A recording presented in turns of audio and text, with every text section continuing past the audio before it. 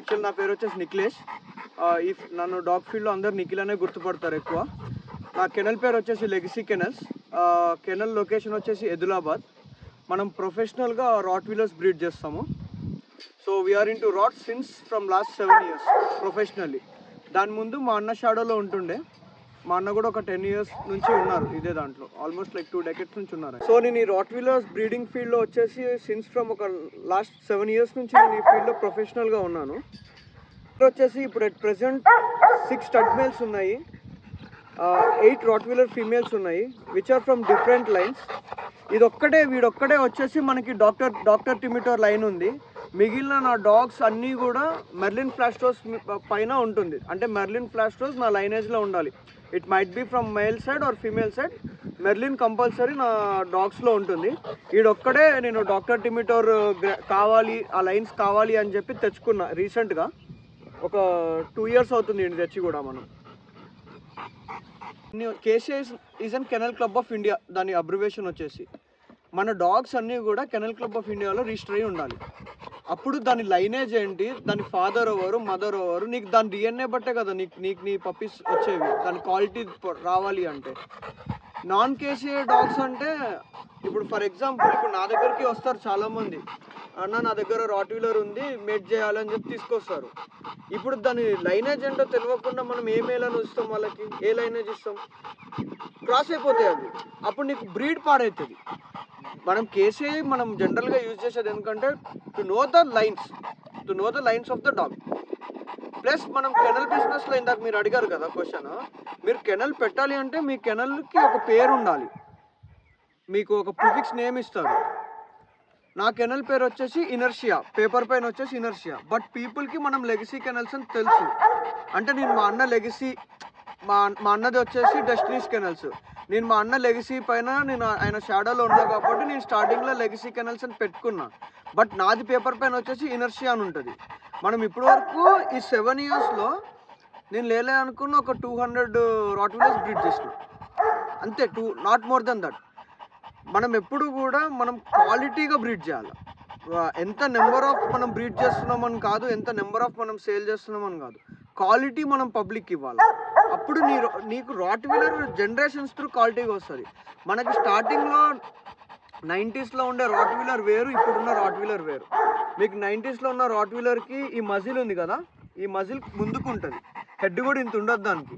ఇప్పుడు జనరల్లీ మనం జనరేషన్స్ త్రూలో దాన్ని ఇది చేసుకొని డెవలప్ చేసుకుంటూ వచ్చాము. డైలీ ఎనీ బ్రీడ్ ఒక 15 minutes మార్నింగ్, ఒక 15 minutes ఈవినింగ్ నువ్వు దాంతో టైం స్పెండ్ చేసి నీకు దానికి ఒక బాండింగ్ ఏర్పరచుకోవాలి.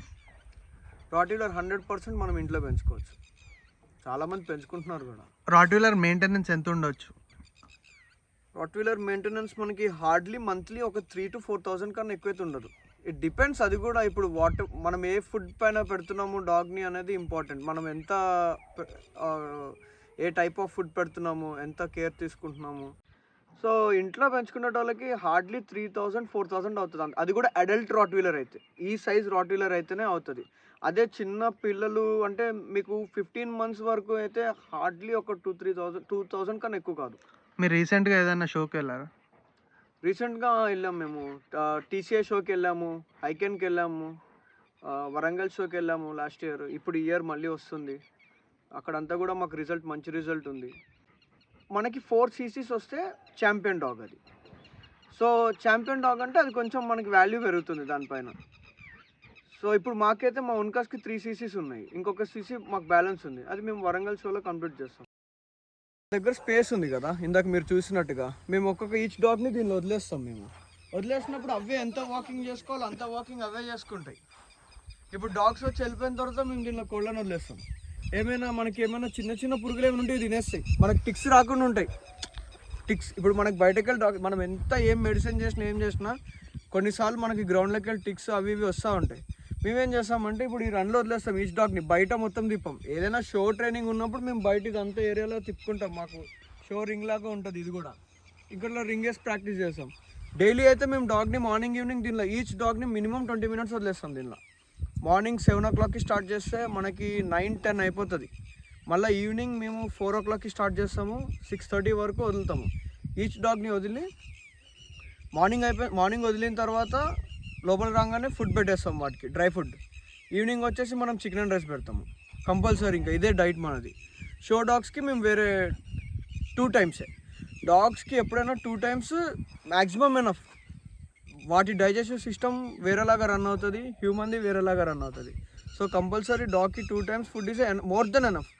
పప్పీ ఉన్నప్పుడు మాత్రం మీరు ఎప్పుడైతే పప్పీ తీసుకెళ్తారో పప్పీకి మాత్రం మనం ఎవ్రీ 3 అవర్స్కి ఒకసారి వచ్చేటట్టుగా పెట్టుకోవాలి. ఇప్పుడు నైట్ మనం మేబీ 10-11కి పడుకునేటప్పుడు కూడా ఒకసారి మనం ఫీడ్ చేసి పడుకుంటే నెక్స్ట్ డే మార్నింగ్ లేవగానే మళ్ళీ. ఇప్పుడు మీరు అపార్ట్మెంట్లో ఉంటున్నారు, అపార్ట్మెంట్లో ఉంటున్న వాళ్ళకి లార్జ్ సైజ్ డాగ్స్ సెట్ కావు.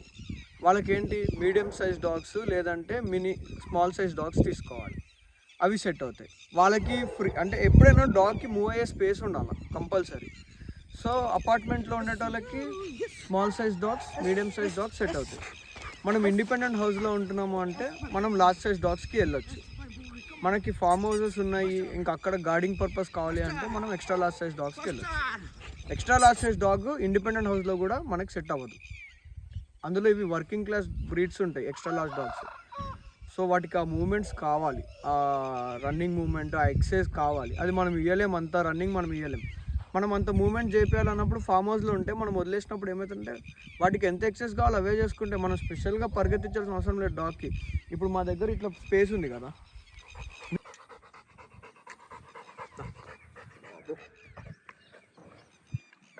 రాట్వీలర్స్ అగ్రెసివ్ అంటారు కదా, రాట్వీలర్స్ ఇవి యాక్చువల్గా